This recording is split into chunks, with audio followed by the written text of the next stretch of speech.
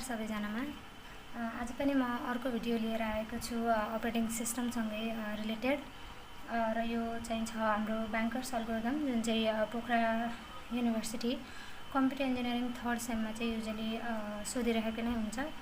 र भिडियो सुरु गर्नुभन्दा अगाडि यदि हजुरहरू च्यानलमा नयाँ हुनुहुन्छ भने भिडियोलाई लाइक, कमेन्ट, सेयर र सब्स्क्राइब गर्न नभुलिदिनु होला। So let's get started. So हामीले सल्भ गर्न गइरहेको क्वेसन अथवा टपिक चाहिँ हो ब्याङ्कर्स एल्गोरिदम। र पहिला यसको क्वेसन सल्भ गर्नुभन्दा अगाडि ब्याङ्कर्स एल्गोरिदम भनेको के हो भनेर त्यो बुझौँ। So the banker's algorithm is a deadlock avoidance algorithm used in an OS to ensure that resource allocation is done in such a way that the system always remains in a safe state. हैन। So bankers algorithm भनेको एउटा deadlock avoidance algorithm होइन। के हुन्छ, हामीले डेडलकलाई चाहिँ avoid गर्नको लागि युज गरिन्छ कि हैन। र सो अब डेडलक भनेको के हो त हैन, डेडलक भनेको अनअभाइलेबिलिटी अफ रिसोर्सेस के हैन, के हुनु, रिसोर्सहरू चाहिँ अनअभाइलेबल हुनु। सो यसमा कस्तो हुन्छ भने हामीले चाहिँ रिसोर्सलाई एलोकेट गर्नुपर्ने हुन्छ यस्तो वेमा ताकि हाम्रो सिस्टम चाहिँ के होस् त, सधैँ सेफ स्टेटमा होस् क्या हैन। यसमा कुनै पनि डेडलक नआओस्, हाम्रो सिस्टम सधैँ सेफ स्टेटमा होस् र सेफली रिसोर्स के होस्, एलोकेट होस्। र ब्याङ्कर्स एल्गोरिदमलाई चाहिँ हामीले हैन आज एउटा ब्याङ्करसँग कम्पेयर गरिन्छ, किनकि यसले एउटा ब्याङ्करको जस्तो काम गर्छ। फर इक्जाम्पल ब्याङ्कमा के हुन्छ, एउटा ब्याङ्करले त्यति बेला मात्रै लोन दिन्छ जब ऊ स्योर हुन्छ कि कस्टमरले त्यो रिपे गर्न सक्छ हैन। सो त्यसै गरी हाम्रो ब्याङ्कर्स एल्गोरिदमले पनि आज ब्याङ्करले चाहिँ काम गर्छ, उसले त्यति बेला मात्रै हैन प्रोसेसलाई रिसोर्स एलोकेट गर्नको लागि अलाउ गर्छ जब उसलाई लाग्छ कि आफ्नो सिस्टम हैन, हाम्रो अपरेटिङ सिस्टम के हुन्छ, सेफ स्टेटमा हुन्छ। र यसमा केही इम्पोर्टेन्ट डेटा स्ट्रक्चर्सहरू छन् जुन चाहिँ हामीले न्युमेरिकलमा एकदमै इम्पोर्टेन्ट हुन्छन्। फर्स्टमा छ अभाइलेबल। अभाइलेबल एम भनेको के हो त, नम्बर अफ अभाइलेबल रिसोर्सेस हैन, कति रिसोर्सेसहरू चाहिँ अभाइलेबलहरू छन्। त्यसपछि म्याक्स एनएम। म्याक्स एनएम भनेको चाहिँ maximum number of resources each process minute हैन, हरेक प्रोसेसलाई चाहिने म्याक्सिमम नम्बर अफ रिसोर्सेस। त्यसपछि छ एलोकेसन एनएम। एलोकेसन एनएम भनेको resources currently allocated to each process हैन, हरेक प्रोसेसलाई एलोकेट भएको के हो त, करेन्टली एलोकेट भएको रिसोर्सेसहरू हो एलोकेसन भनेको। र निड एनएम, मेन भनेको हामीलाई यो निड एनएम चाहिन्छ। सो निड एनएम भनेको के हो भन्दाखेरि remaining resources needed by each process हैन, रिमेनिङ रिसोर्सेस चाहिँ कति छ हैन, रिमेनिङ बाँकी रहेको रिसोर्सेस। र यसको फर्मुला हुन्छ हाम्रो need I J equals max I J minus allocation I J. हामीले के गर्छौँ, हामीले प्रोसेसलाई चाहिने निड जति पनि हुन्छ त्यो हामीले म्याक्सिमम माइनस एलोकेसन गरेर निकाल्छौँ। र यही सँगसँगै हामीले चाहिँ एउटा इक्जाममा आएको क्वेसन सल्भ गर्नेछौँ र त्यो क्वेसन पढौँ। 5 processes and 3 resource types A, B, C and D. Below is the snapshot of the state as भनेको छ। सो यसलाई सल्भ गर्नतिर लागौँ। ओके, सो हामीलाई क्वेसन चाहिँ यस्तो फर्मेटमा दिएको हुन्छ, एउटा टेबल फर्मेटमा जहाँ हामीलाई प्रोसेस दिएको हुन्छ अनि हामीलाई म्याक्सिमम एलोकेसन र अभाइलेबल भनेर दिएको हुन्छ। र नर्मली यसमा हामीलाई दुईवटा कुराहरू सोधिरहेकै हुन्छ। एउटा हो is this a safe state हैन, यसमा डेडलक अकर हुन्छ कि हुँदैन, यो सेफ छ कि छैन। र if as what is safe sequence, हामीलाई के भन्छ, सेफ सिक्वेन्स निकाल्ने भन्छ। बेसिकली यो प्रोसेसको हामीले के बनाउनुपर्छ, एउटा सिक्वेन्स बनाउनुपर्छ।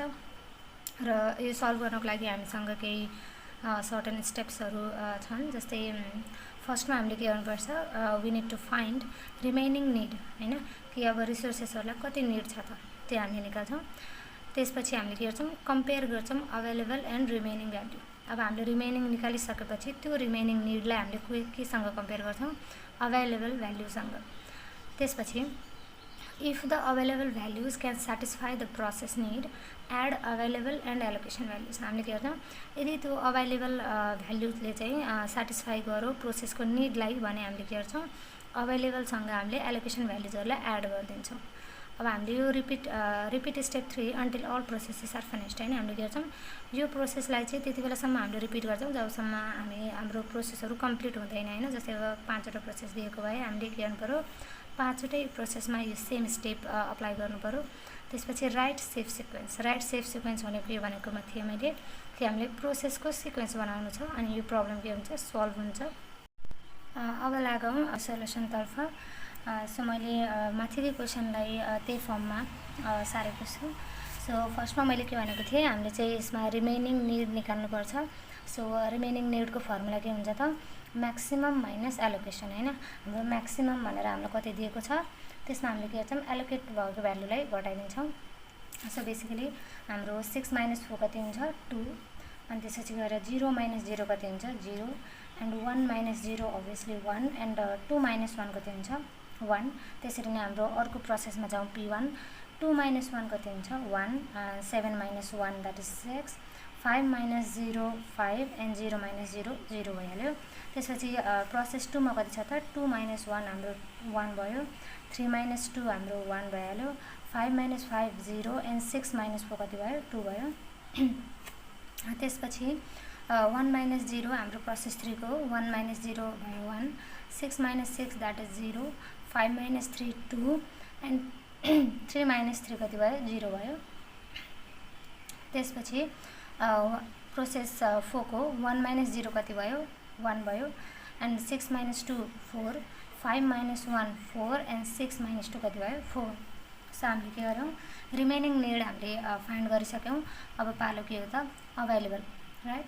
सो हाम्रो अभाइलेबलको यो फर्स्टको टप भ्यालु चाहिँ हामीलाई गिभन हुन्छ, र यदि गिभन छैन भने पनि हामीलाई यसलाई निकाल्नको लागि अर्को एउटा उपाय छ, त्यो म अगाडि भन्दै गर्छु। ओके, सो यहाँबाट सुरु गरौँ। सो हाम्रो कन्सेप्ट दोस्रो स्टेप भनेको थियो त, दोस्रो स्टेप भनेको चाहिँ हामीले के गर्छौँ, अब रिमेनिङ निडलाई अभाइलेबलसँग कम्पेयर गर्छौँ हैन, कि हाम्रो बचेको जति निड छ यो निडलाई चाहिँ हाम्रो अभाइलेबल भ्यालुले फुलफिल गर्न सक्छ या सक्दैन हैन। सो हामीलाई कति चाहिएको छ, हामीलाई एलाई 2 चाहिएको छ, बीलाई 0, सीलाई 1 र डीलाई 1, र हाम्रो अभाइलेबलमा कति छ, एसँग 3टा छ र यसलाई 2टा चाहिएको छ, यसले अभियसली फिल गर्न सक्छ। अब 2 मा बीमा 2 छ र यसमा 0 छ, अभियसली फुलफिल गर्न सक्छ। सीमा 1 छ, सीमा 1, एन्ड डीमा पनि 1 छ, र रिमेनिङ निडको डीमा पनि 1 छ भनेपछि हाम्रो के छ, प्रोसेस पी0ले चाहिँ रिमेनिङ निडको पी0लाई के गर्न सक्छ, फुलफिल गर्न सक्छ त्यसको निडलाई। भनेपछि हामी के गर्छौँ, अब फुलफिल गर्न सक्छ भनिसकेपछि हामीले के गर्छौँ, अभाइलेबलमा एलोकेसनको भ्यालुलाई जोड दिन्छौँ। के गर्छौँ, अभाइलेबलमा एलोकेसनको भ्यालुलाई जोड दिन्छौँ। हाम्रो स्टेप्समै के थियो त, हाम्रो स्टेप्समै के थियो त, if the available values can satisfy the process need हैन, यदि अभाइलेबल भ्यालुले चाहिँ प्रोसेसको निडलाई फुलफिल गर्न अथवा सेटिस्फाई गर्न सक्छ भने हामीले के गर्थ्यौँ, हामीले अभाइलेबल र एलोकेसन भ्यालुलाई जोड दिन्थ्यौँ। त्यही भएर हामी यसमा के गर्छौँ, अब अभाइलेबल र एलोकेसन भ्यालुलाई जोड दिन्छौँ। सो हाम्रो 4 + 3 कति भयो, 7, 0 + 2 that is 2, 0 + 1 1, and 1 + 1 2। Okay, so हाम्रो फर्स्ट प्रोसेसमा कुन आएको छ, फर्स्टमा आएको छ हाम्रो P0 आयो, राइट, किनकि हामीले सिक्वेन्स निकाल्नुपर्छ नि त हैन। अब जाउँ हामी दोस्रोमा। अब सेकेन्ड P1 को रिमेनिङ निड हेर्दाखेरि हामीसँग अभाइलेबलमा 7 छ, यसलाई 1 चाहिएको छ, यसले फुलफिल गर्न सक्छ। यसलाई 6 चाहिएको छ, तर हाम्रो बीमा कति छ, अभाइलेबलको बीमा ओन्ली 2, यसलाई 5, यसलाई 1, एन्ड यसलाई त चाहिएको छैन, यससँग 2 छ भनेपछि अब हामीसँग 7 छ, यसले त यसलाई फुलफिल गर्नुपर्ने हो भन्ने जस्तो क्वेसन आउला, तर त्यस्तो हुँदैन। हाम्रो के हुन्छ त, यो 4वटा जुन हाम्रो प्रोसेसेसहरू छन् एबीसीडी, यिनीहरूले चाहिँ एबीसीडी हाम्रो रिमेनिङ निडको एबीसीडीलाई चाहिँ के गर्नुपर्छ, फुलफिल गर्नुपर्छ क्या हैन।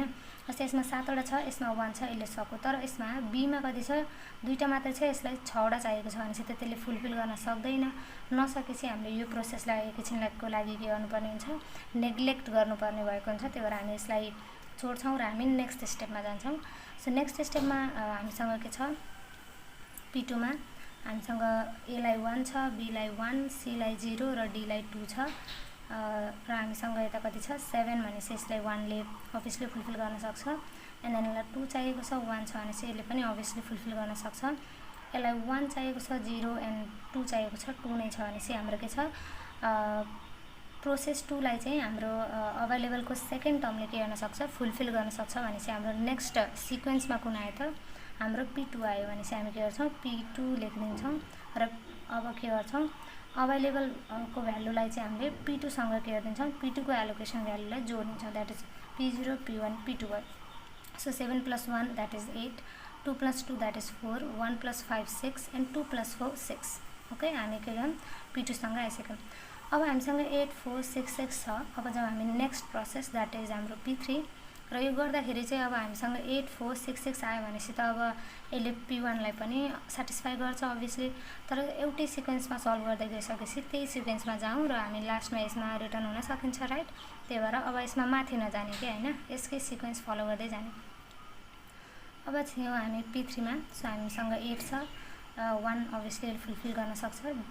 अब मसँग 4 छ, यससँग 0 छ भनेपछि अभियसली फुलफिल गर्न सक्छ। एन्ड 6260 हैन भनेपछि हामीले के छ, हाम्रो P3 लाई चाहिँ हाम्रो अवेलेबलको थर्ड भ्यालुले चाहिँ मजाले फुलफिल गर्न सक्छ भनेपछि हामी के गर्छौँ, P3 सँग अवेलेबलको भ्यालुलाई जोड्ने, द्याट इज P3 भनेको कुन हो, यो हैन। एलोकेसनको भ्यालुलाई अवेलेबलमा के गर्छौँ, हामीले जोड दिन्छौँ। सो 8 + 0 द्याट इज 8, 4 + 6 10, 6 + 3 9 एन्ड 6 + 3 9 भयो।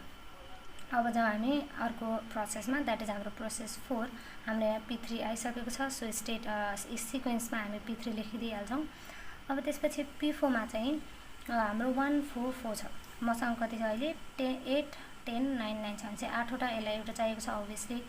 10 4 फुलफिल गर्न सकिहाल्छ। 9 4 हैन, मसँग 9 वटा छ, यसलाई 4 वटा चाहिएको छ, अभियसली फुलफिल गर्न सकिन्छ भनेपछि अब हामी के गर्छौँ, अवेलेबलको यो भ्यालुलाई हामीले P4 सँग के गर्छौँ, जोड दिन्छौँ। भनेपछि कति भयो, 8 + 0 that is 8, 10 + 2 that is 12, 9 + 1 10 and 9 + 2 11। अब हाम्रो कति आयो यहाँ, P4 हैन। अब अझै पनि एउटा प्रोसेस बाँकी छ हाम्रो, द्याट इज हाम्रो के थियो, P1 थियो। किनकि P1 लाई हाम्रो P1 को जुन अवेलेबल भ्यालु छ यसले सेटिस्फाई गर्न सकेको थिएन भनेपछि हामी फेरि रिटर्न भएर कहाँ जानुपर्छ, P1 मा। अब मसँग 8 वटा छ, यसलाई एउटा चाहिएको छ, फुलफिल गर्न सक्छ। मसँग 12 वटा, यसलाई 6 वटा चाहिएको छ, त्यो पनि फुलफिल गर्न सक्छ। 10 5 र 11 0 भनेपछि अब हामी के गर्छौँ, यो अवेलेबलको भ्यालुलाई P1 को भ्यालुसँग जोड दिन्छौँ। द्याट इज हाम्रो कति भयो, 8 + 1 9, 12 + 1 13, 10 + 0 10 एन्ड 11 + 0 11 भनेपछि हाम्रो लास्टमा सिक्वेन्सको लास्टमा कति आयो, P1 हैन। यसरी भयो।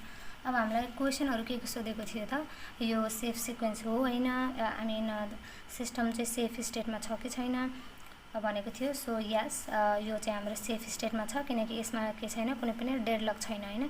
किनकि हाम्रो जति पनि रिमेनिङ नीड थियो त्यसलाई त अवेलेबल भ्यालुले फुलफिल गर्यो नि त हैन। त्यही भएर यो चाहिँ के छैन, डेडलकमा छैन र सिस्टम हाम्रो के छ, सेफ स्टेटमा छ। र अर्को भनेको हाम्रो सेफ सिक्वेन्स भनेर के आयो त, P0 P2 P3 P4 P1। यो चाहिँ हामीले बनाउनु नै पर्ने हुन्छ सेफ सिक्वेन्स, र हाम्रो सेफ सिक्वेन्स भनेको यो आयो। एन्ड देन अब हाम्रो आन्सर मिलेको छ या छैन भनेर चेक गर्नको लागि हामीले के गर्न सक्छौँ त, टु चेक इफ यो answer is right or not, हामीले के गर्न सक्छौँ भन्दाखेरि हामीले सर्लक subtract the last available values with total sum of allocation. Okay, so last available values भनेको के हो त, लास्ट अवेलेबल भ्याल्यु भनेको यो भ्याल्यु। सो अवेलेबलको लास्ट भ्याल्यु हाम्रो कति छ, 9 13 10 11 छ। यसलाई हामीले केसँग सबट्र्याक्ट गर्ने त, एलोकेसनको टोटल समलाई मैले के गरेँ, 4 1 1 6 भयो, 1 2 6 2 लाई जोडे 11 भयो, 5 + 3 + 1 द्याट इज 9 एन्ड 1 + 4 + 3 + 2 गएर 10 भयो। अब हामीले के गर्छौँ, अवेलेबलमा एलोकेसन भ्यालुको भ्यालुलाई घटाइदिन्छौँ र हाम्रो आन्सरलाई चेक गर्छौँ। र त्यो आन्सर चेक गर्दा चाहिँ हाम्रो कति आउनु पर्यो त, अवेलेबलको जुन हामीलाई दिएको फर्स्ट टर्म हुन्छ त्यो फर्स्ट टर्मसँग मिल्नु पर्यो। यदि त्यो मिलेको छ भने हाम्रो आन्सर राइट हुन्छ र मिलेको छैन भने हाम्रो आन्सर रङ हुन्छ। सो हेर्दै जाउँ, हाम्रो अवेलेबलको भ्यालु आएको थियो 9 13 10 11 जुन अवेलेबलको लास्ट भ्यालु थियो, र एलोकेसनको टोटल सम भनेको 6 11 9 10 थियो। So 9 - 6 that is 3, 13 - 11 that is 2, 10 - 9 1 and 11 - 10 that is 1। अब मेरो कति आयो, यो गर्दा 3 2 1 1 आयो र हामीलाई फर्स्टमा अवेलेबलको फर्स्ट भ्यालु भनेर कति दिएको थियो, 3 2 1 1। सो यसरी हाम्रो के गर्नु पर्यो, हाम्रो आन्सर हामीले निकालेको आन्सर मिलेको छ या छैन भनेर हामीले यसरी चाहिँ चेक गर्न सक्छौँ। यो चाहिँ एउटा प्रोसेस भयो जुनमा चाहिँ हामीलाई अवेलेबलको फर्स्ट भ्यालु गिभन हुन्छ, र यदि हामीलाई अवेलेबलको भ्यालु फर्स्ट भ्यालु गिभन छैन भने क्वेसनमा हामीलाई ए को भ्यालु, बी को भ्यालु र सी अनि डी को भ्यालु चाहिँ गिभन हुन्छ हैन। त्यो भ्यालु, त्यो गिभन भ्यालुलाई चाहिँ हामीले के गर्छौँ, एलोकेसनको भ्यालुसँग घटाइदिन्छौँ अनि हामीले अवेलेबलको फर्स्ट भ्यालु निकाल्छौँ। हामीले त्यो पनि हेर्नेछौँ। फर इक्जाम्पल यो क्वेसन हेरौँ जसमा हामीलाई चाहिँ अभाइलेबलको फर्स्ट भ्यालु दिएको हुँदैन। यसमा चाहिँ मैले पहिल्यै टेबल कम्प्लिट गरेको छु, सो यसमा यस्तो देखिन सक्छ। सो फर्स्टमा हामीलाई के दिएको छ, ए बी र सी को भ्यालु दिएको छ र यही ए बी र सी को भ्यालु युज गरेर हामीले अभाइलेबलको फर्स्ट भ्यालु निकाल्नुपर्छ, किनकि विदाउट अभाइलेबलको फर्स्ट जुन भ्यालु हुन्छ त्यो नभइकन हामीले सल्भ गर्न सकिँदैन। सो त्यसको लागि हामीले के गर्नुपर्छ भन्दाखेरि हामीले जुन एलोकेसनको जुन टोटल सम हुन्छ त्यो सम निकाल्छौँ। जस्तै मेरो कति आयो, 725 आयो यो एलोकेसनलाई जोड्दाखेरि। अब यो जोडेको भ्यालुमा हामीले के गर्छौँ, यो एबिसीलाई घटाउँछौँ। बेसिकली के हुन्छ, हाम्रो ए भनेको मेरो कति छ, 10 छ, बी भनेको मेरो 5, यता भनेको मेरो 7 छ र मेरो एलोकेसन भनेको कति छ, 725 छ। भनेपछि 10 - 7 द्याट इज 3 आयो, 5 - 2 that is 3 and 7 - 5 that is 2। Okay, यसरी चाहिँ हामीले के गर्छौँ, हामीलाई दिएको एबिसी भ्यालुसँग हामीले एलोकेसनको भ्यालुलाई सबट्र्याक्ट गर्छौँ र अभाइलेबलको फर्स्ट भ्यालु हामीले निकाल्छौँ। यदि हामीलाई अभाइलेबलको फर्स्ट भ्यालु गिभन छैन भने त्यो निकाल्ने तरिका भनेको यसरी हुन्छ। नत्र यदि दिएको छ भने त हामीलाई सजिलो भइहाल्यो, त्यो गर्नु नै परेन। हामी बस नर्मली रिमेनिङ निड निकाल्छौँ एन्ड देन यसलाई यसरी नै सल्भ गर्छौँ। सो यो प्रब्लममा यति नै थियो। हामीले ब्याङ्कर्स एल्गोरिदमको इन्ट्रोडक्सन र त्यसको एउटा न्युमेरिकल सल्भ गऱ्यौँ, जुन चाहिँ हामीलाई इक्जाममा रिपिटेडली सोधिरहेकै हुन्छ। So thank you so much for watching.